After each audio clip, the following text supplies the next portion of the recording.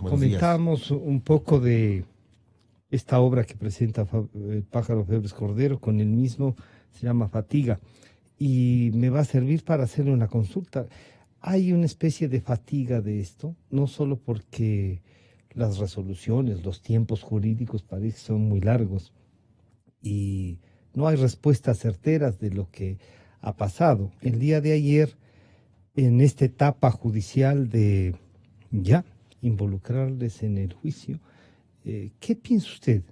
¿Cómo vio el desarrollo y como abogado del señor Romero, que ya está incluido en el grupo, cuál es su visión hasta este momento? Bienvenido, buenos días. Gracias, buenos días. Bueno, mi visión jurídica es desde un punto de vista evidentemente subjetivo, ¿no? Ya. Y hay que tener en cuenta, en consideración eso. Sin embargo, de eso yo estoy ejerciendo mi profesión y lo que les puedo manifestar, siendo objetivo, Ujú. que la investigación de fiscalía no fue eficiente. Ya. No fue eficiente. Hay algunas cuestiones que existen. No fue que deben- eficiente desde el punto de vista de su cliente, digamos así, o porque usted esperaba que en esa investigación no encuentren las cosas que parecería si han encontrado. En realidad, no solo para mi cliente, Ya. sino en realidad para el beneficio de la sociedad. Exacto. Recordemos que el señor fiscal es el titular de la acción, Ujú. es decir, el dueño de la investigación, para que nos entiendan. Siendo el dueño de la investigación, es la persona que tiene que esclarecer los hechos, intentar llegar a una verdad. La teoría jurídica determina que existen algunas verdades: la verdad procesal, la verdad histórica. Tomando en consideración esas dos circunstancias, necesariamente el fiscal tuvo que hacer valedera alguna de esas dos verdades. En este caso, como siempre se manifestó en mi intervención, fue la verdad procesal. La verdad procesal, de acuerdo a una teoría que la fiscalía defiende. Y en esta verdad procesal, usted diría que para su defendido no hay una razón para estar ahí.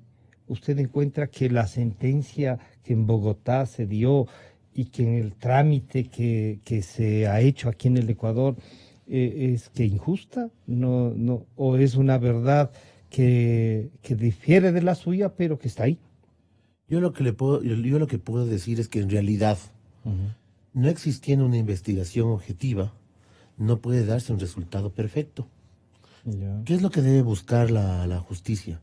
La justicia debe buscar llegar a una verdad, y esa verdad tiene que ser valedera, sobre la base de una justicia garantista, es decir, que respete los derechos consagrados en la Constitución, en este caso el debido proceso.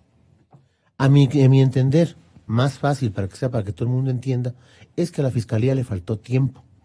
Hubo una premura en hacer una formulación de cargos, hubo una premura en vincular a cierto tipo de personas, puesto que no tenían suficientes elementos de convicción para formular cargos en un primer término al señor Chicaiza y en un segundo término para vincular tanto a mi defendido como al economista Rafael Correa. Está ya en nuestros estudios también el señor abogado Fernando Balda. Bienvenido, buenos días. Bueno, uno podría decir que en esta etapa procesal hay un primer triunfo. ¿Se considera así, señor Balda? Bienvenido, buenos días. Muy buenos días, doctor. Buenos días, doctor Oviedo. Ayer lo dijimos, compartimos este momento con la ciudadanía que nos ha apoyado y ha seguido la búsqueda de justicia en el caso de mi secuestro, pero no lo consideramos una victoria. Ya. No nos confundamos, dijimos. No puede ser un momento de celebración el descubrir ya judicialmente que un expresidente de la República ordenó estos decretos criminales. Para nosotros eso no es un momento de celebración, es un momento de consternación. Se diría ahí hay una constatación de una actuación delictiva desde el ejercicio del poder político. El expresidente Correa ha sido llamado a juicio Ujú. con un sinnúmero de elementos probatorios y de convicción que se han analizado y que nosotros esperamos que en una etapa de juicio poder debatirlas y que él pueda ejercer su derecho a la defensa. Nosotros creemos que existen todos los elementos probatorios suficientes para demostrar su autoría intelectual. ¿Usted diría que en esta etapa, llamado a juicio, y algunos los abogados que están aquí, saludamos a la doctora Mariana Yepes, ex fiscal general del Estado, usted diría que el tema este de iniciar le da también una posibilidad al expresidente, al señor Romero, cuyo abogado está aquí, de demostrar otras cosas? Hay la posibilidad de que lo investigado por la fiscalía, lo que lleva a la vinculación ya en el juicio, tenga también, es una etapa en donde se puede demostrar otra cosa. Él ha tenido durante todo el proceso su oportunidad de ejercer su defensa técnica. Ya. Nunca se le ha negado nada durante el proceso. Hay elementos como, por ejemplo, la declaración de Romy Vallejo, que dice, sí, el señor presidente me envió a Colombia detrás del señor Balda a ubicarlo, a reportar su ubicación, a conocer sus actividades. Claro, no a secuestrarlo, pero por algo se comienza. O sea, tenían que saber dónde yo estaba, ¿verdad?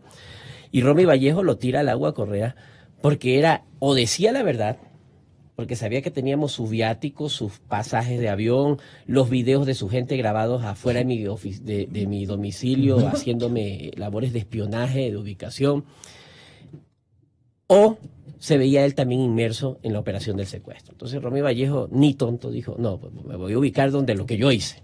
Luego que me juzguen por peculado, por haber usado dinero del Estado, luego que me juzguen por espionaje internacional, luego que me juzguen por violar la soberanía de otro país allá en Colombia, pero por secuestro, por ese crimen de lesa humanidad, no voy a ir a la cárcel. O sea, fue más inteligente que todos. ¿Usted diría ahí que hay un cálculo entonces en la declaración de él? Sí, yo creo que cada cual salva su pellejo, pues están en su derecho, ¿no? ¿Sí? Ahora, esa es la primera parte. Luego existe informes desclasificados de la SENAIN que nadie pone en duda su veracidad. Están firmados por el secretario de Inteligencia Pablo Romero, por el coordinador de contrainteligencia, coronel Iván Jarrín Trujillo, en donde se demuestra que ellos dispusieron unas operaciones para saber sobre mis actividades en el Hotel Las Lomas de Medellín, cuando me reuní con el presidente Uribe. Si bien es cierto, ahí todavía no hablamos de secuestro. Estamos hablando de que el Estado, el secretario de Inteligencia, dice, váyanse allá, métanse a esa reunión, háganse pasar por activistas políticos, averigüen qué está hablando Balda con un expresidente de la República. Nosotros creemos que eso puede ser una amenaza para el Estado. Se dieron los informes, dice clarito, todos los gastos se sufragarán desde la SENAIN. Entonces, quiere decir que hubo una consecución de actividades en mi contra desde varios años, porque ya en el año 2010, Correa solicita, con firma de Alexis Mera como secretario jurídico de la presidencia, a Interpol se emita una boleta de ubicación y captura en mi contra. Interpol le contesta, no la vamos a emitir. No, o sea, esta sí es verdad. No contestó, no como los abogados de Correa que andan diciendo a cada rato que Interpol contesta con negativa. Interpol dice, no la vamos a emitir, desde el 2010. Entonces, el 2010 me quieren traer con Interpol. Interpol dice, esto no es un caso jurídico, esto es una persecución política. Luego, el 9 de mayo, me hacen espionaje, entran a mis reuniones con Uribe. El 5 de junio intentan una deportación. Intenta una deportación el equipo de Romy Vallejo, que ya confesó que lo hizo con un general de policía colombiano que está en graves problemas porque utilizó recursos del Estado colombiano para trabajar para Rafael Correa, no para el Estado colombiano. Estaba recibiendo órdenes de Rafael Correa, el director de la DIPOL, de la Dirección de Inteligencia de la Policía Colombiana.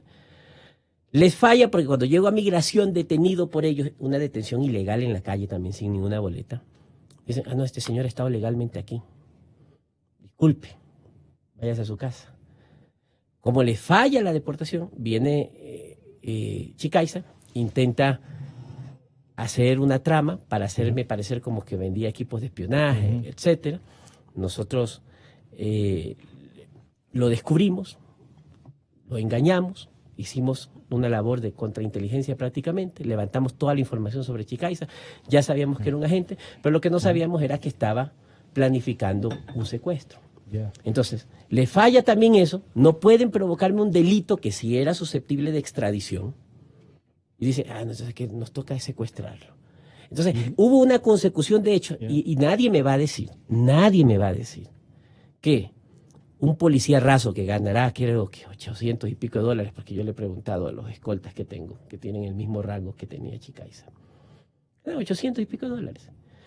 No va a haber un policía, él con Diana Falcón, haber gastado pasajes de avión, hoteles 5 estrellas, porque se hospedaron en el Capital, en el Sheraton, hospedaron como a 10 individuos en diferentes hoteles, los trajeron en aviones desde Cali hasta Bogotá. Él hizo más de 8 viajes internacionales para organizar el secuestro.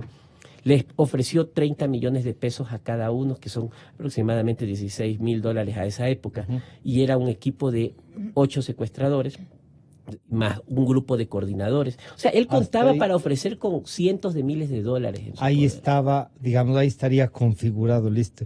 Permítame avanzar también, a saludar a la doctora Mariana Yepes nuevamente. Buenos días. Buenos días. En esto,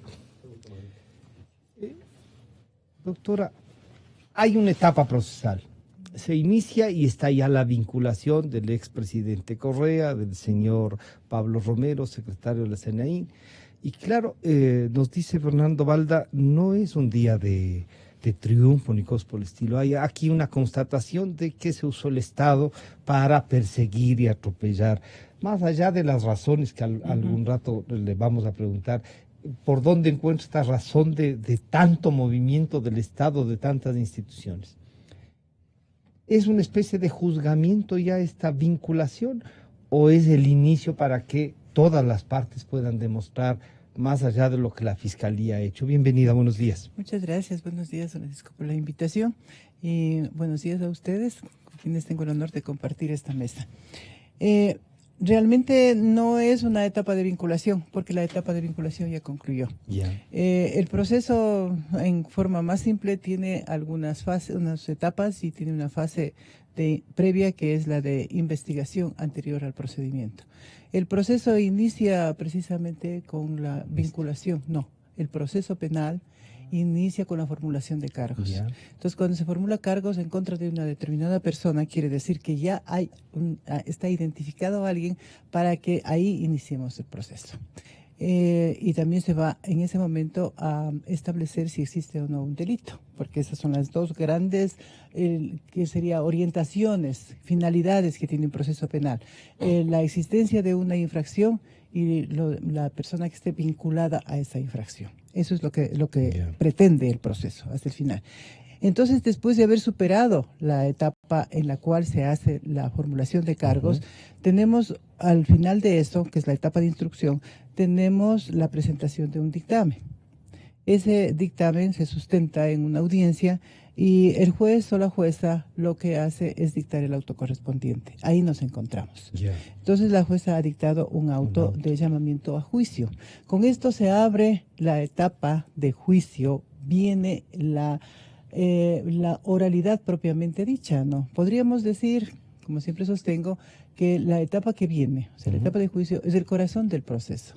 Si no, habría esa audiencia en que las partes presentan las pruebas, en que hay el debate probatorio, en donde se manifiesta de forma extraordinaria la oralidad, no habría proceso penal, porque no habría en contra de quién seguir el proceso. Y por eso se llama sistema acusatorio. Porque si no hay acusación fiscal no hay juicio. Entonces ahora lo que vamos es al juicio. Momento tenemos la acusación fiscal. La acusación fiscal y el auto de llamamiento a juicio, porque solamente ha iniciado el juez, el fiscal terminó de investigar, evaluó su investigación y emite un dictamen acusatorio. ¿Ante quién? Ante la jueza. Y la jueza hizo la valoración también de lo que presentó el fiscal, los elementos de convicción de tanto de una parte del fiscal, de la acusación particular y también de los procesados, y después de eso emite su dictamen. Eso es lo que ha hecho la jueza. Esa opinión de ella, ese auto que se llama auto de llamamiento a juicio, con eso iniciamos la etapa de juicio. En la etapa de juicio se presentarán todas las pruebas, habrá el debate respectivo y de ahí tanto de la fiscalía como de la acusación particular y también de los procesados, que es importantísimo, obviamente. Ahí se podrán defender. Y determinar si existe o no responsabilidades. como existen aquí personas que no están presentes en el proceso y que han sido calificadas como prófugas, pues se suspende, porque no es de aquellos delitos que se puede seguir. ¿Se suspende todo el proceso o exclusivamente solo hasta aquí? O sea, queda, como quien dice, guardado el proceso hasta que aparezca. Entonces podría continuar, pero podría continuar también, continúa con quienes están presentes. Con el señor Chicaiza, la y la señorita Falcón. Para ellos sí continúa Para el ellos proceso. continuaría el proceso. Y entonces ahí vendría la sentencia respectiva. Claro, Ya no es un solo juez, es un tribunal que debe conocer la etapa de juicio y dicta la sentencia correspondiente. O sea que estamos en una etapa... al iniciar la etapa más importante del proceso penal. Es lo que usted ha dicho. Ya sí. se ha hecho todas las investigaciones, todo se genera el hemos marco y ahora tiene que todas las partes. Se evaluó sus propias actuaciones y la jueza evaluó las actuaciones, del fiscal. Doctor Oviedo, ¿usted cree que Pablo Romero algún rato vendrá? ¿O usted ha conversado con él y han dicho, vean, esto es una cosa injusta, tiene su verdad, como usted ha dicho, cada uno tiene una verdad? Pablo Romero no está dispuesto a enfrentar esto, porque ahí están, diría uno, ahí están sus actuaciones, ¿se puede ver o no? Yo creo que está más que probado que la investigación se rigió de una manera política, no fue objetiva, como siempre me han manifestado. Yo voy a tomar a colación lo que dijo la doctora Mariana Yepes, es muy ilustrativo, es decir, la jueza necesariamente el día de ayer y con el tiempo y la demora que se tomó, con el mayor de los respetos a la doctora Camacho, ella debió hacer un análisis muy pormenorizado de las pruebas obtenidas y de la manera de haber sido obtenidas las pruebas. ¿Ya? Tiene que haberse dirigido al debido proceso. Pero hay uno diría, bueno, lo que están diciendo es incluso cómo se han obtenido las pruebas, pero no están negando el hecho. Es que el delito puede existir. Ya. El tema es que existe una investigación y un debido proceso. Tenemos un ejemplo. El caso de O.J. Simpson, por ejemplo. Un ejemplo. Entonces nosotros nos basamos en un sistema oral acusatorio adversarial que en este momento está empezando. En el tema oral acusatorio adversarial, dentro de una audiencia de juicio. Nosotros... ¿Y no es esta la oportunidad para que Pablo Romero venga y diga, a ver, vengo a enfrentar, yo no tengo nada que ver en esto, aquí estoy? La jueza garantista necesariamente debió analizar y evaluar cómo fueron obtenidas todas esas pruebas. Además, debió sopesar las de cargo y las de descargo. Si usted se pone a revisar toda la grabación que puede ser pública de la lectura del auto, en ningún momento los toma en cuenta a los procesados. Al principio pensamos nosotros como abogados que estaba enumerando las pruebas de cargo de la Fiscalía y de la acusación, como ella mismo dijo, y después no dijo nada de nosotros. Luego de ello, sobre la base de una exclusión de probatoria que fue expuesta de manera específica y motivada por nuestra parte, digo por mi parte, habló de otra exclusión que yo nunca hablé. O sea, yo pienso que hubo un poquito de desorden ayer. El momento de la Constitución le obliga a la jueza que dé una resolución siempre motivada. Así nos demoremos 2, 3, 5 días en la lectura, ella debió necesariamente resolver todos los puntos controvertidos. Sobre exclusión de prueba, sobre la objeción de las pruebas obtenidas por la Fiscalía. Y le pongo un ejemplo clarísimo. Yo estoy de acuerdo yo no estoy en desacuerdo en la desclasificación de la información, tomando en consideración que existe una ley de seguridad nacional. Pero, ¿quién puede interpretar un expediente de inteligencia? ¿El fiscal? No. ¿Por qué no? Porque no está capacitado para eso. No. ¿Cómo no? Si ver. En virtud de varios informes de un fiscal ¿Qué es ha un de saber qué se han hecho por lo menos y un expediente de seguridad, estamos hablando de investigaciones, porque un fiscal Yo le ¿cómo invito no va a poder? yo le invito a que usted coja el expediente. Yeah. En primer término llegó una desclasificación en más o menos 500 hojas. A los 2 días de nuevo se remite las mismas 500 hojas más 60 hojas más, diciendo que por un error involuntario no se tomaron en cuenta. Yo no estoy en capacidad. Y si usted revisa hoja por hoja, ¿qué son? ¿Un conjunto de fotos? ¿Y narración? No, señor. No, solo señor. correos y fotos. Son fotos, son correos electrónicos y son hojas sueltas. ¿Yo qué determina ahí? Son correos electrónicos, son recortes de prensa. Ese es un expediente de inteligencia que nos ocupa en este caso. Además, ¿qué debió primero la Fiscalía determinar? ¿Existió la operación Guayacán? ¿Y qué fue? ¿Existió la operación Wilson? ¿Y qué fue? ¿Cómo se vincula el tema de, con todo respeto que está aquí el señor Valda, cómo se vincula el tema de Balón, señor? Eso es simple afirmación. Eso debe ser probado. Eso debe ser probado. Y a mi entender, la Fiscalía debió contar con un recurso auxiliar, que en este caso sería un perito, para que determine qué significa lo que está ahí.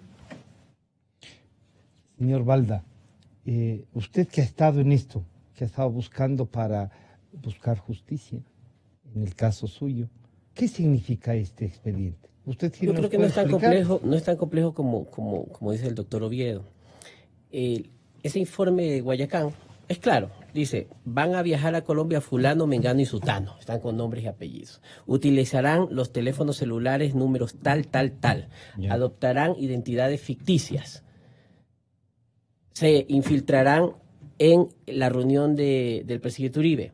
Dice, si es necesario, utilizan un término, no lo recuerdo, pero dan a entender, si es necesario, hay que reclutar al personal del hotel. Ya.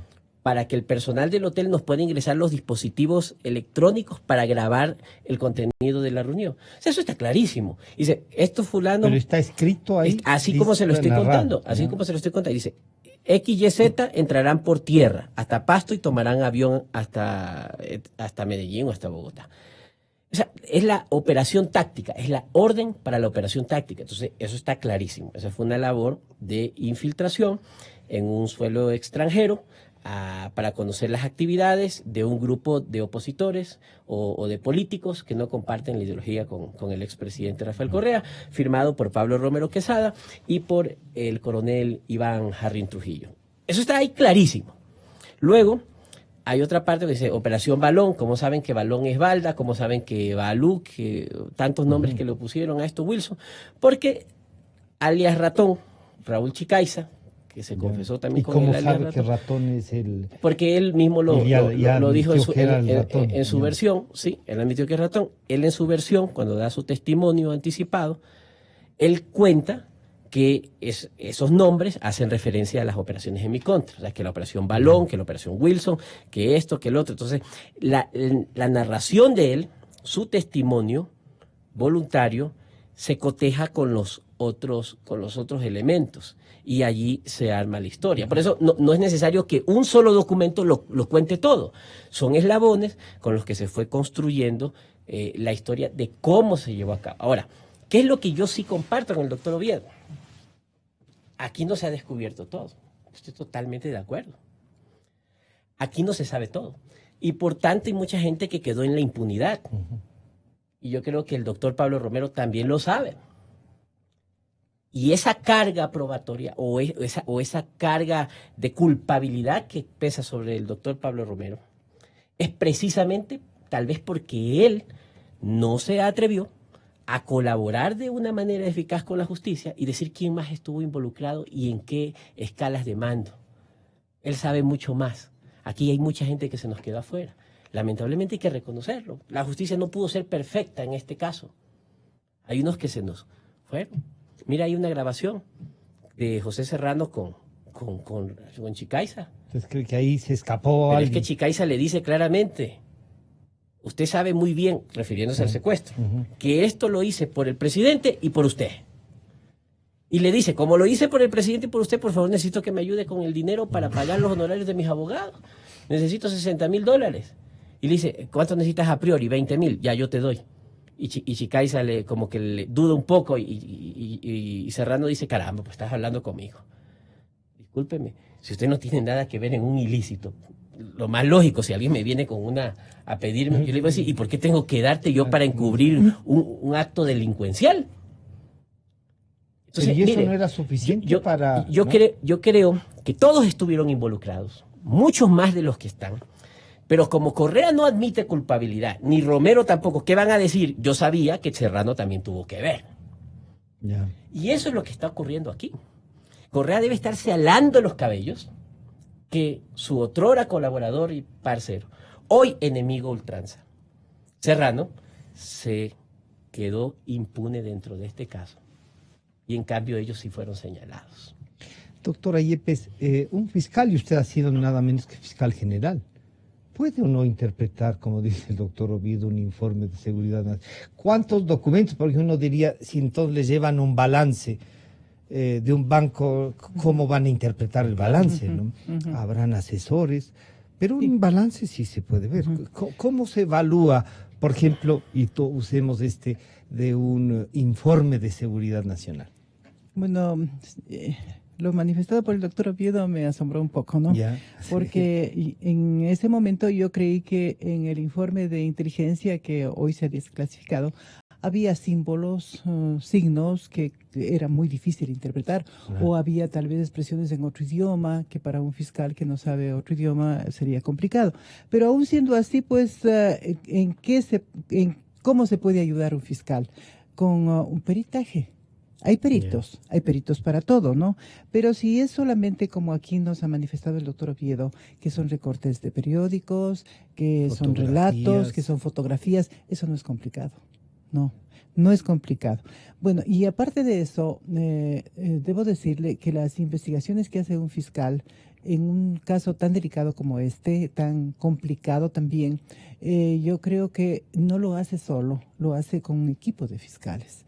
Y eso es natural, porque la persona no puede ser apta para todo, abarcar todo. Y entonces, por ejemplo, si se presenta un asunto de contabilidad, el abogado casi no sabe contabilidad. Eso es verdadero, no estamos minimizando a un abogado ni asuntos bancarios. Siempre existe asesoramiento para eso. Otro asunto que yo quiero mencionar es que aquí no hay, en esta etapa, en la etapa investigativa, que es la que se ha sustanciado, no existen pruebas. No hablemos. No es solamente el término técnico de pruebas, sino la realidad. Porque la prueba, de acuerdo con el código, se presenta en la etapa de juicio. Prueba es aquello que se presenta ahí y se somete a un contraexamen. O sea, al debate probatorio. La otra parte puede rebatir eso y anular ese documento. Pensemos con el expediente de inteligencia. Presenta el fiscal en la etapa de juicio este expediente y la otra parte, el procesado, lo destruye. Lo destruye con lógica, con buena argumentación o con peritajes también, ¿no? Entonces lo destruye. Ahora lo único que hace es recopilar elementos de convicción. Y entonces esos elementos de convicción van acumulándose al haber del fiscal para llegar a una conclusión. Emitir su dictamen. Exactamente. Entonces todo lo demás, todo lo sustancial es en la etapa de juicio. Por esa razón es que hoy el legislador con el COIP estableció que al final de la audiencia se pueda excluir la prueba que ofrece presentar una de las partes. Entonces, bien puede ser del fiscal que se le excluye la prueba por parte del procesado, o el procesado que presenta le excluye el fiscal. Y el juez tomará en cuenta si esos fundamentos de la exclusión son valederos para que ya no se tomen en cuenta, y no podrá presentarse en la etapa del juicio. Porque también en la etapa hay que anunciarse la prueba, porque no es usual en nuestro sistema procesal que se presenten pruebas sorpresas, como aparecen en los procesos de las series televisivas norteamericanas. O sea, no es película, esto es la vida real. Es la vida real. Entonces, que estamos en un asesinato bien grave, bien fuerte, con pruebas importantes, y la fiscalía está que no tiene nada, ¿no? De pronto se abre la puerta y apareció el testigo. Claro, eso definitivamente no se da aquí. Eso es para ilustrar, ¿no? Para más o menos, y generar pues la atracción del público. Exactamente. Sí, ¿no? Entonces, va y le visita, pero faltando 30 minutos, le visita y le trae al testigo. Entonces, eso definitivamente no. Es parte del derecho de defensa. Porque como el derecho de defensa es una garantía del debido proceso y es sagrado, tiene que conocer la otra parte de la prueba, necesariamente. Porque si no conoce la otra parte, no se puede contradecir. Doctora, lo que nos dice el abogado Balda es, se quedaron algunos fuera de esto y que sí tenían que ver, pero y al haber ahí ese cassette y no se valoró suficientemente Yo no esa sé prueba. cómo sería, no me atrevo a decir, pero hubo un momento en el cual se pudo haber vinculado a otras personas, abierto esa vinculación que era antes, ¿no? Y ahora ya yo no creo que este sea el momento, Ya no es se podría posible. iniciar tal vez otro proceso por estas circunstancias, porque en este caso lo que a mí me parece clarísimo, de acuerdo a lo que he escuchado Claro, en, sí la, está. en las noticias, he leído en los periódicos, he visto en la televisión, le he escuchado al señor Balda, es que aquí hubo un secuestro y que me parece que es por eso lo que está diciendo. Claro. Es un secuestro versus extradición. No se utilizó la institución que establece el derecho internacional y también nuestra Constitución y las leyes pertinentes para traerle al señor Balda porque tenía una pena que cumplir, es una sentencia que cumplir. Y entonces vamos por la parte más fácil, propia de un autoritarismo, ¿no? Claro. Ilegal, inconstitucional, que Pero eso era lo usual. Entonces Entonces aprovechó eso y secuestro. Por eso digo, y hay secuestro una sentencia versus en Bogotá. extradición. Exactamente. Y hay Entonces, una si utilizaba los sentencia, medios adecuados, nada hubiera pasado. Pero esto era propio de la actuación. Me quisiera referir a algo que vi ahora en alguna noticia o escuché en la radio, en que el expresidente Correa, en una entrevista, él obviamente se siente indignado. Me parece normal que se sienta indignado. Pero lo que dice es que no confía en la justicia, que no confía en esta justicia que él mismo es el responsable del nombramiento, porque son así los nombramientos. Le hacemos escuchar esto de lo que dice en Telesur el expresidente Rafael Correa. Yo mismo me sorprendo lo profundamente en paz y sereno que estoy conmigo mismo. La lucha continuará a nivel internacional. Ecuador está quedando en ridículo.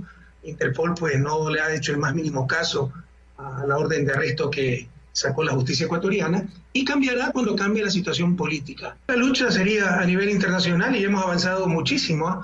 Lastimosamente, eso no es muy rápido, toma tiempo, pero estamos seguros de la victoria porque esto es insostenible. O sea, ¿quién puede creer que un presidente llama a un policía que no conozco, ¿no? Y que además ha mentido, que se le ofreció reducción de penas y me acusaba? ¿Quién puede creer una barbaridad así? Además, no sé si ustedes conozcan, hay que contextualizar. En octubre, Moreno dijo que me quería ver preso. Y desde ahí tengo 13 procesos penales, porque se han tomado la justicia.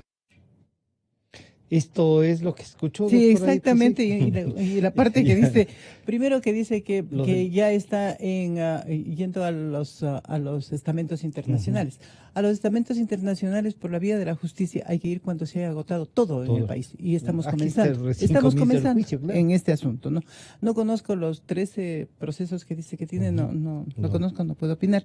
Pero cuando dice que la justicia se ha tomado, más o menos, ¿no? Y menciona, lo cual no escuchamos, menciona que el Consejo de la Judicatura se han nombrado a personas enemigas de él. El Consejo de la Judicatura nada tendría que ver en las resoluciones judiciales. Eso es lo correcto.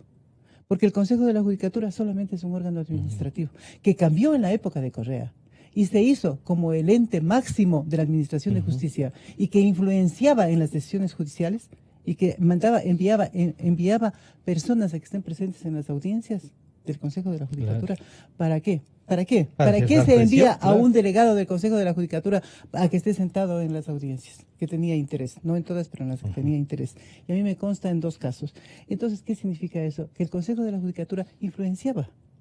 Eso no es lo correcto. Pero seguramente eso en el chip de él esto sigue funcionando exactamente, así. Cree que es así. No es así, pues, ¿no es cierto? Yo supongo que no está así. Claro, sí. Este Consejo Transitorio no está actuando así. Por eso mismo se lo cambió. Claro, hay una actuación. Entonces es como que estamos siguiendo ese mismo ejemplo, ese mismo modelo. O sea, él está usando un argumento que quizá en su gobierno fue así. Y además está pensando en los estamentos internacionales de los cuales desconfió tremendamente antes. A los que nunca les... Bueno, doctor Oviedo, el señor Romero, ¿qué le ha pedido a usted? Vamos a seguir, no voy a ir al Ecuador. Por lo tanto, ustedes de todas maneras harán el seguimiento a lo que pueda pasar con Chicax y Falcón. Existen, bueno, a la presente fe tenemos que hacer el seguimiento, obviamente, al proceso. Estamos acusados en el proceso. La doctora Yepes tiene toda la razón respecto a las pruebas, a los elementos de comisión que no son reconvertidas en pruebas, eso sí ratifico. Y lo que yo debo decir es que en España existen 2 procesos. En mi proceso administrativo por el cual solicita asilo político, ¿no?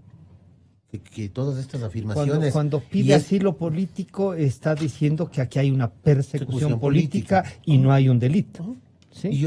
Y estas entrevistas y estos aportes positivos o negativos, sinceramente a mí me sirven. Claro. ¿No? Para demostrar que en realidad existe una es que persecución política. La libertad de expresión sirve para demostrar que hay o persecución política o que hay un delito. Le sirve a los dos casos. Es que la libertad de expresión... Pero yo, por ejemplo, le pongo un ejemplo. Con el mayor de los respetos, la doctora Yepes, ¿qué ha manifestado? Ha manifestado y ha dado a entender que lo que estamos haciendo es dándole una lección a Correa, el cual es un ministro de Estado, mi defendido, del gobierno de Correa. ¿Qué significa eso? Que es una persecución política, porque si el juicio hubiera sido objetivo, de acuerdo al debido proceso... Pero ¿cómo nos abstraemos de que fue su ministro de Estado y el expresidente Correa fue presidente, hizo lo que hizo? ¿Se puede abstraer? Yo le pongo un ejemplo. Sí. Están determinando que existe una cadena de mando clandestina. ¿Ya? Al existir una cadena de mando clandestina, ¿ya? Que utilizó bienes y servicios del Estado ecuatoriano, y están dejando de lado una asociación ilícita. O sea, es decir, que para usted puede tomar de los dos casos, depende de lo que quiera acusar y de la convicción que tenga la jueza en virtud de lo que ha presentado el fiscal.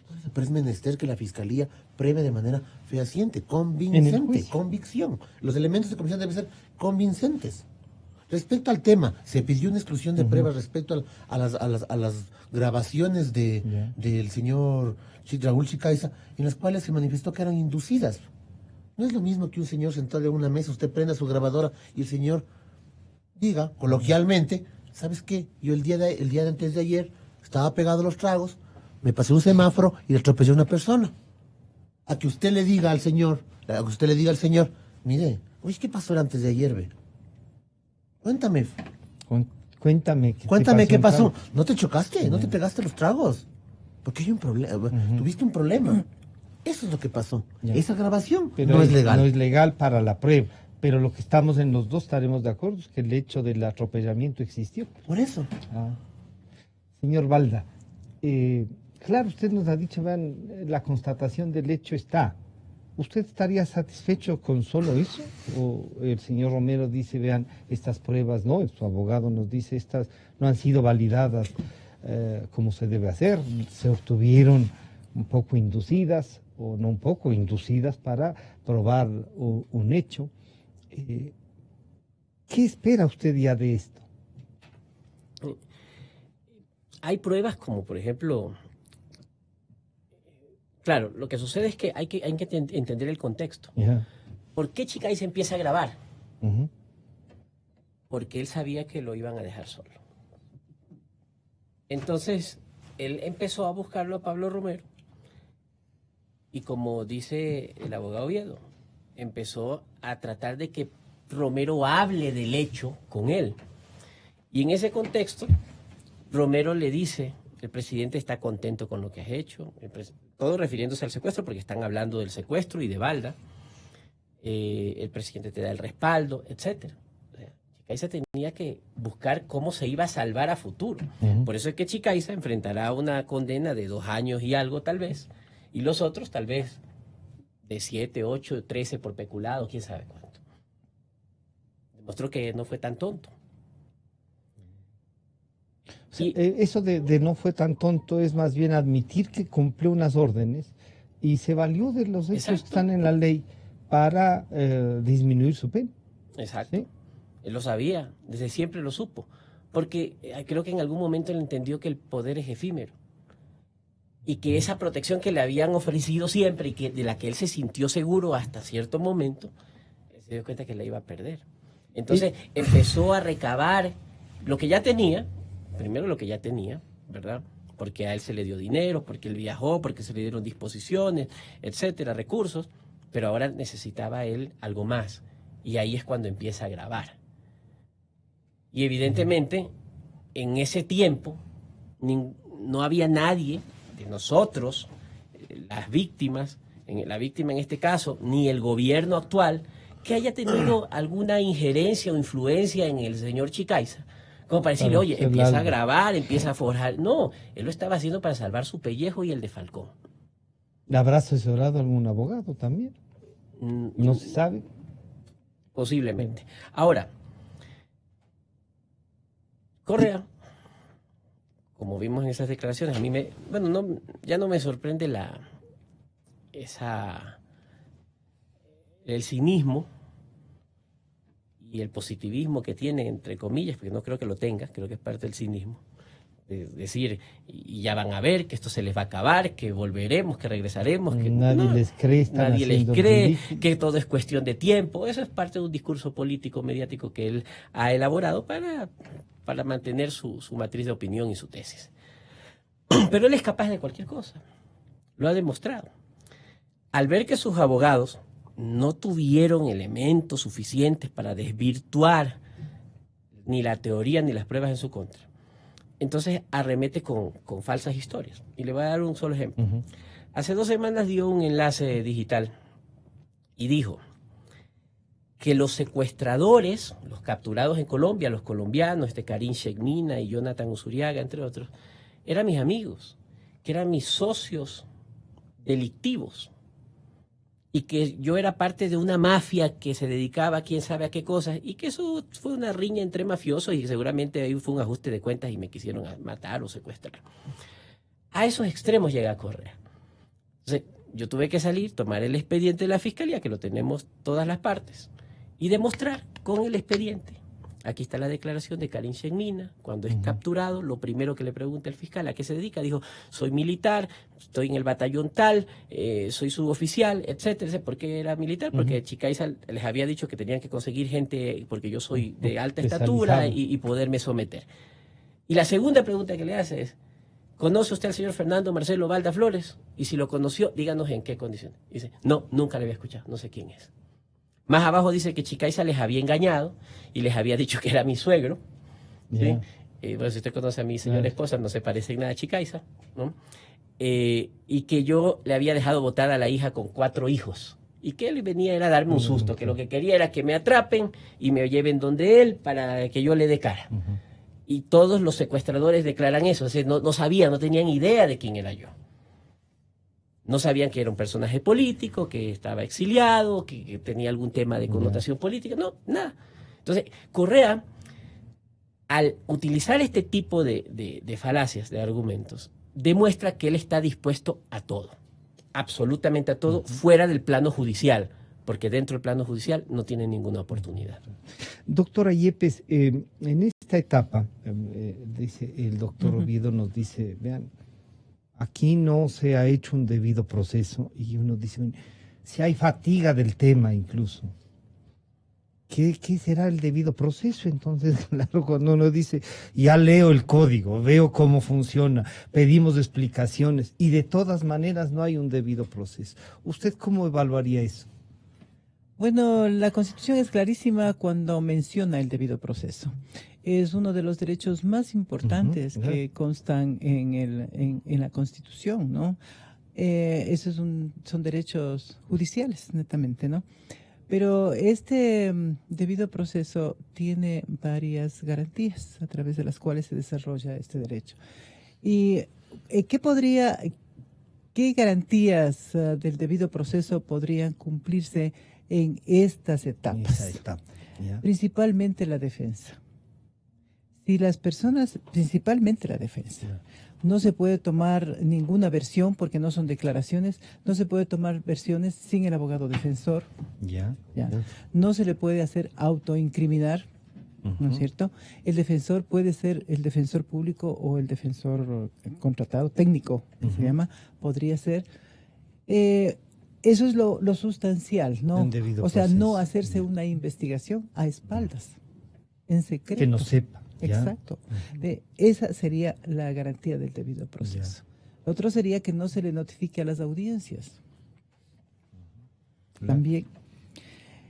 En estas etapas de investigación son diferentes a aquellas habrá garantías etapas en las que que se vuelven incluso cumplen, secretas, sí, ¿no? algunos asuntos. Algunos temas son, las audiencias son públicas Claro. necesariamente, pero son, la propia ley establece que algunas excepciones, como cuando se está tratando asunto de menores de edad, delitos sexuales y también de seguridad del Estado. Ya.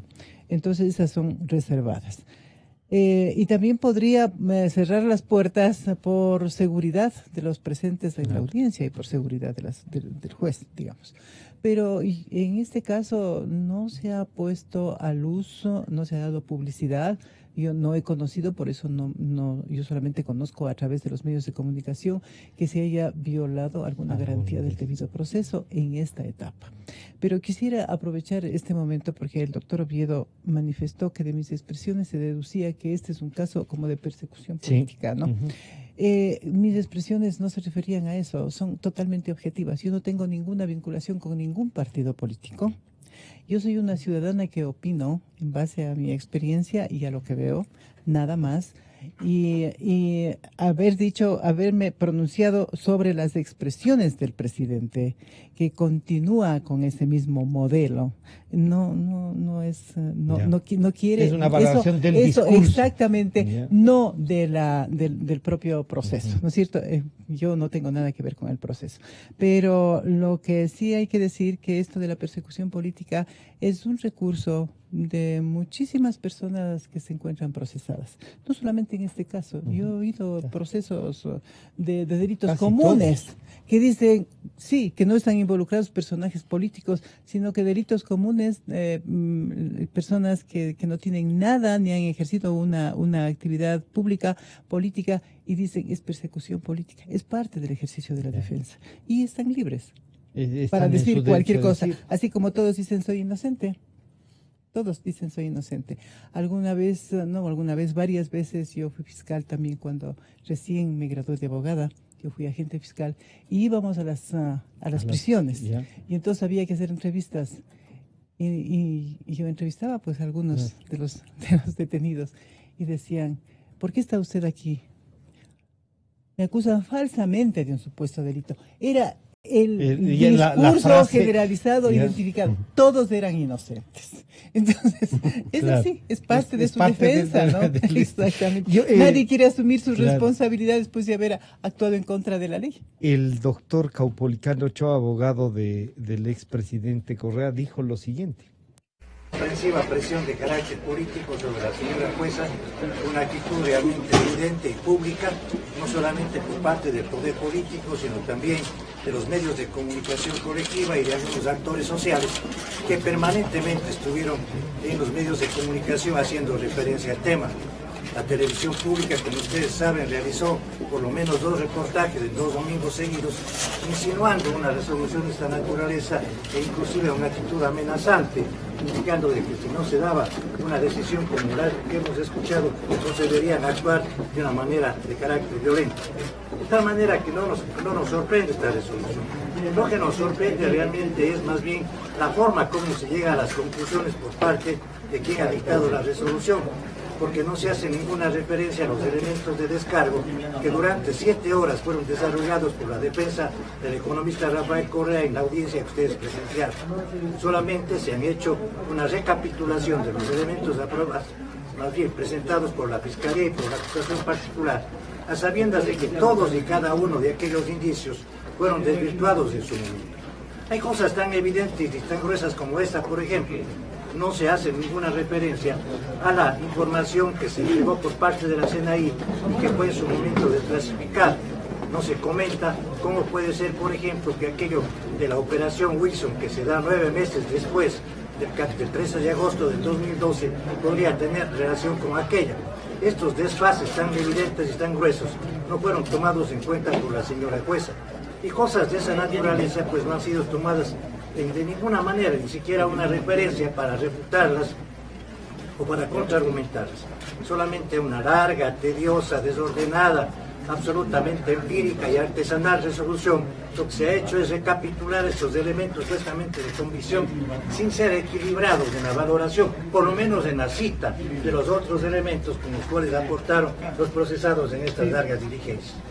Tengo la sensación que las 7 horas que hablé en la audiencia anterior, simplemente la señora jueza no me escuchó o le borraron el cassette de tal manera que parecería ser que no tuvo ningún conocimiento de lo que nosotros aportamos. Doctor Oviedo, pero en cambio el doctor Caupolicán Ochoa dice que no se han tomado en cuenta eso que usted dice, sí se tomaron en cuenta desordenada, y quién puede interpretar este archivo de la CNAIN desclasificado. Bueno, respetable la posición del doctor Ochoa, pero yo sí debo indicar lo siguiente, o sea, si usted pregunta a otro abogado de los coprocesados y a los abogados, vimos de una manera totalmente desordenada la lectura del fallo, del auto de llamamiento a juicio el día de ayer.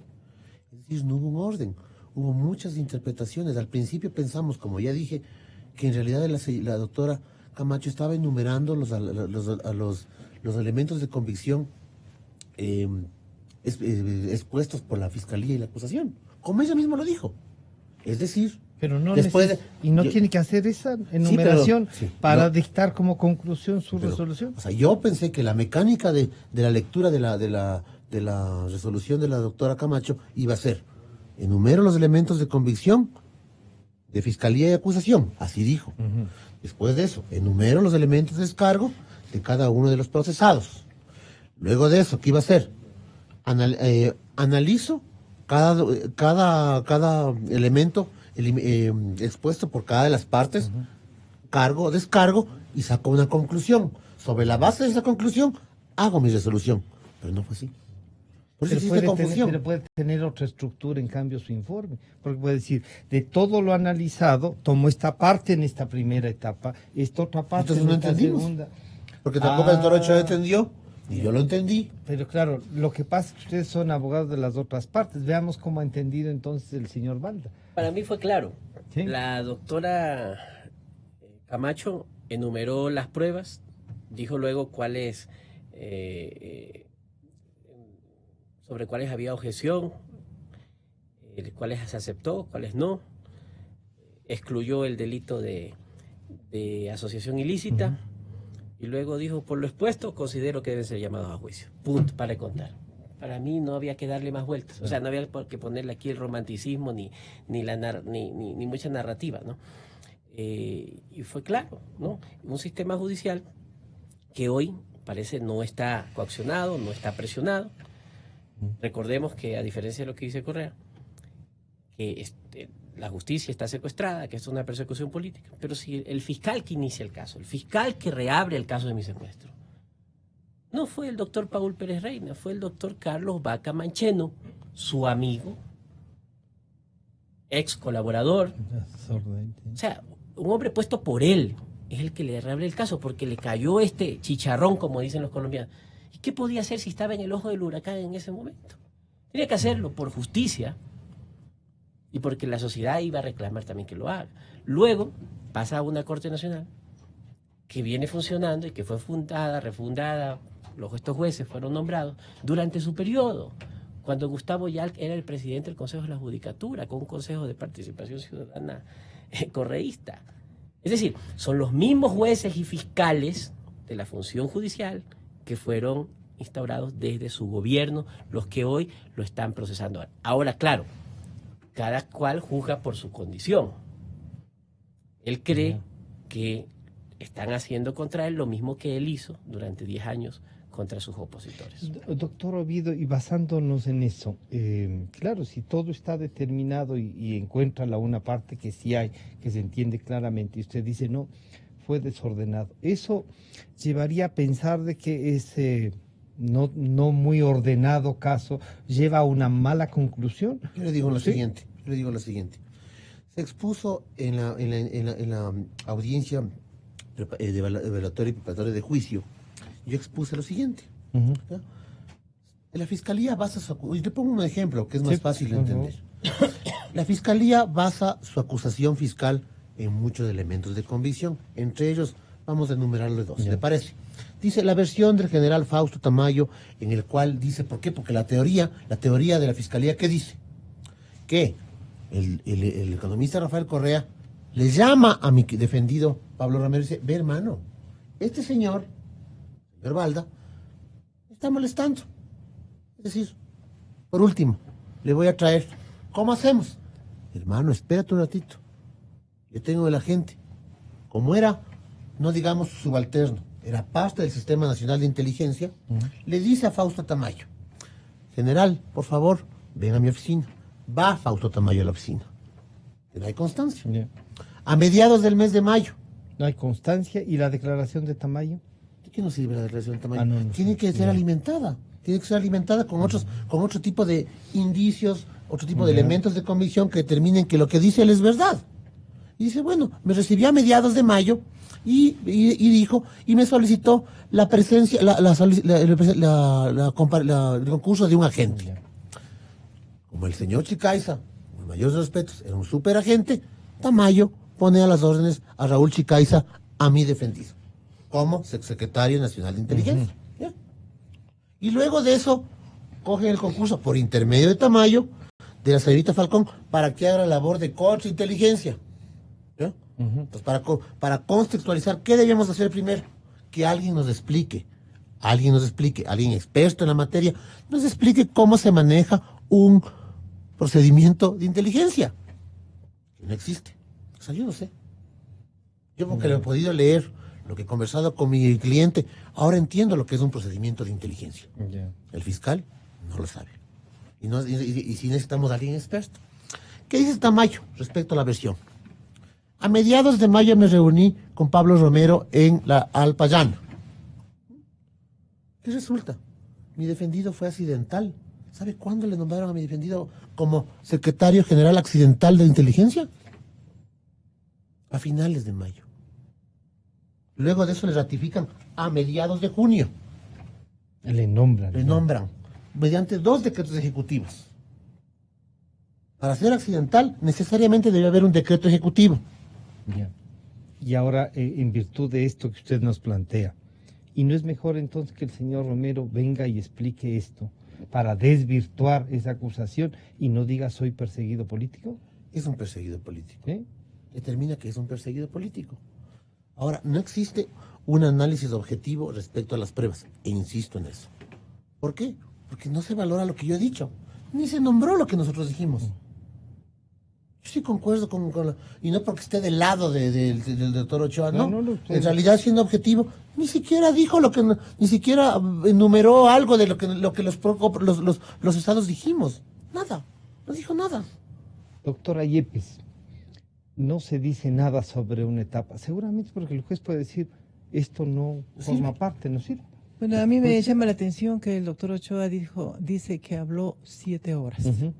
Y que las 7 horas no fueron tomadas en cuenta. ¿En qué momento habló las 7 horas? Después de que el fiscal, yo estoy hablando porque así es la estructura del proceso, después de que el fiscal emite su dictamen. Su dictamen lo hace en forma verbal, desde luego basándose en lo que tiene, no va a ser de memoria. Y la contraparte, o sea, los abogados de la defensa, pues impugnan ese dictamen, también basándose en eso. Entonces, no es que la jueza o el juez deben tomar el discurso de 7 horas o 4 horas, sino que deben tomar lo que sea sustancial de ese discurso, pues no, exactamente, o sea, lo que se está exactamente, no la transcripción, porque ya estamos en otro sistema. Antes de que se inaugure el sistema procesal oral en este país, que fue en el año 2001, con mayor precisión, cuando se puso en vigencia plena el sistema acusatorio, era otro tipo de defensa en que se tomaban en cuenta los discursos. El mejor abogado era el que más bien hablaba, el que más gritaba, el que más hacía inflexiones en su voz. Hoy no, es una técnica. Y aún en esta etapa no hace falta dar tanto discurso, sino que debe sustentar lo que dice, cómo le está impugnando. Entonces, que la jueza no haya tomado en cuenta estas horas que ha hablado, si es que tomaba en cuenta las 7 horas, una lectura le iba hacer por 21, pero 24 horas, decir, tal no vez. importa que se dure 3 o sea, días, una transcripción de lo que habló, eso no es. Pero hay modelos también de redacción de los autos, ¿no? No he leído el auto, no he escuchado el auto, pero yo creo pues que ella, si está en la Corte Nacional, debe tener bastante experiencia y debe tener conocimientos de cómo elaborar una resolución. Una resolución que hay normas básicas establecidas en la doctrina, y aparte la propia Corte Constitucional estableció ciertas puntualizaciones para poder hacer las motivaciones de las resoluciones. Me imagino que eso habrá tomado en cuenta, ¿no? Ella no solamente está en la Corte, sino que antes fue fiscal. Ella fue fiscal, algún tiempo fue fiscal. Sí, entonces sabía cómo investigar y desde luego sabe cómo hacer la evaluación. En el caso del defendido del doctor Oviedo, el señor Romero, que tendría, y nos dice, vean, en esta parte, estos 15 días, demostrarían que él no estuvo, o que no se reunió. Claro. ¿Habrá otros datos? Le voy a preguntar al señor Balda luego, que sí diga, no, a lo mejor no estuvo, pero ya estaba trabajando. Por escrito, pues no. Claro. Debe constar por escrito, no solamente una alegación. Debe haber por escrito y no sé por qué no tomó en cuenta, o si lo tomó en cuenta, debe estar eso vinculado a otros elementos, ¿no es cierto? ¿No? Entonces no solamente es lo verbal, no, así como, perdón, doctor Oviedo dice que la declaración la versión del general Tamayo no sirve por sí sola. También podríamos decir que otras versiones por sí solas no sirven, ¿no? Entonces hay que hacer siempre una evaluación. La propia versión del señor Romero podría ser que no sirva, ¿no es cierto? Que considere porque no tiene ningún sustento. Todo eso hay que hacer. Pero lo que nos decía el señor Balda, el abogado Valdés, en el contexto general y en el armar este rompecabezas, eso sí puede servir porque nos da una pista. Pero lógicamente, exactamente, es un proceso inteligente, digamos, ¿no? Que no solamente arma un rompecabezas, sino que pone en la lógica para llegar a una conclusión. Sí, o sea, no podríamos decir, bueno, también escuché que de parte del doctor Ochoa, que se decía que no solamente ha habido presiones de carácter político, no de los medios de los medios de comunicación. Eso sí me parece bastante extraño, ¿no? Porque naturalmente que hay un gran debate al respecto. Claro. Aquí mismo estamos sentados debatiendo eso, pero no porque queremos juzgar a uno a otro, eso, sino que eso va hacia la ciudadanía, ¿no es cierto? Que la ciudadanía entienda todo lo que está pasando. ¿Qué es lo que está sucediendo?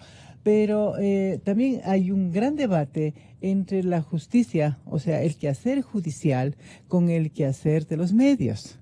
Porque los medios hacen la investigación, presentan un gran aporte para la justicia, porque a veces de las investigaciones de los medios de comunicación se extraen las investigaciones, el inicio de las investigaciones con el fiscal, ¿no? Pero claro, que eso genera una condicionamiento del juez en la ciudadanía. Dice, si ya investigó, ¿cuándo viene la sentencia? Queremos la resolución. Entonces, hay que siempre aclarar que la actuación de los medios tiene otros plazos, otros tiempos.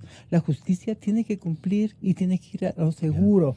Porque por eso yo decía, usando el título de la novela del pájaro Febres Cordero, que presenta ahora, fatiga, sí hay también un poco de fatiga en la opinión pública. Sí, exactamente. De seguir, no solo por los personajes involucrados, sino que sí es un hecho que, claro, que conmociona a la ciudadanía, ¿no? Exactamente, sino que tenemos también en este país, no sé si en otros, que un hecho se cubre con el siguiente. Exacto. Y viene el olvido. Cada semana. No solamente la fatiga, le faltaría, y el olvido. Señor Balda, después de esta explicación, y hemos seguido todo lo que puede pasar, el señor doctor Oviedo nos dice, a ver, mi defendido tiene 2 procesos allá, uno que es administrativo, el otro de asilo político. ¿Qué más espera usted ya en este juicio? ¿Va a estar con Falcón y Chicaiza en la cárcel? ¿Se acabó? A ver, primero quisiera acotar, no solamente la versión del general Fausto Tamayo, la versión de Chicaiza, la versión de Falcón, hay la versión del esposo de una señorita, Carolina, no recuerdo el apellido, una sumatoria y una coincidencia de esas versiones. Que fue una de las asistentes de Pablo Romero ahí en la Senaín. Además de eso están las grabaciones de Pablo Romero, que si las escucha cualquiera que no sepa nada del caso, no le dice, póngase a escuchar esto, ¿de qué están hablando? Va a decir, aquí están hablando de un señor que lo han secuestrado y Pablo Romero está hablando con Chicaiza para encubrir el secuestro y le está diciendo que el presidente le manda a dar todo el respaldo. O sea, eso no necesita ni siquiera un estudio del caso. Coja la grabación y escuche. ¿Qué espero yo a futuro? Lo mismo que he esperado hasta ahora. Justicia, porque yo soy un ciudadano común como cualquiera, ¿sí? Y que he luchado, tal vez porque soy obstinado, tal vez porque soy perseverante, llámesele de cualquier forma, pero ejerciendo un derecho que mi familia y yo tenemos a que se nos haga justicia. Porque los momentos de terror que vivió mi esposa, mis hijos, mi suegra, mi madre, mis hermanos, cuando un coronel de policía le llamó a decir a mi esposa que su esposo acababa de ser secuestrado en un país, Colombia, donde hay unos índices de peligrosidad inmensos en ese tipo de delitos relacionados con la FARC, con el narcotráfico, con el secuestro extorsivo. Secuestrado en Colombia puede ser que no vuelvas a verlo nunca más. Y esos momentos de terror que vivió mi familia son los que a mí me motivaron hasta el día de hoy a seguir en esta lucha por la búsqueda de justicia.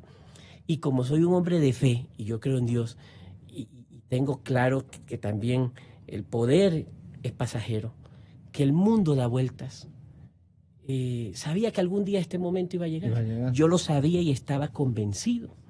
De hecho, si usted le pregunta y me dicen mis amigos, oye, está sucediendo exactamente lo que nos dijiste hace 5 o 6 años que iba a suceder, que eres brujo, que... No, es la lógica de la vida. Todo poder cuando llega a su cúspide empieza a caer. Y no hay mal que dure 100 años. Y hay la justicia que no perece, las leyes que no perecen. Y creo que todo se paga en esta vida. Doctor Oviedo, ¿qué espera usted como abogado del señor Romero? ¿Que le den asilo político en España? Yo espero el asilo político, ¿sí? Y es un hecho, ¿no? Yo he manifestado que lamentablemente... En este momento ya se convirtió en prófugo, ¿no? Es prófugo, sí, es prófugo. Y en este momento también existe, siendo hombre de fe, igualmente, creo en las coincidencias. ¿Sí? Justo ayer le iban a formular cargos respecto a otro proceso respecto de peculado. Yeah. Justo ayer, por A o B circunstancias, fue suspendida la audiencia y diferida la audiencia. Yo lo que espero es lo siguiente. Espero obtener el asilo político, Dios mediante, con la asesoría técnica de los abogados españoles, la vamos a obtener. Y sí voy a dejar constancia de otra cosa. Sí.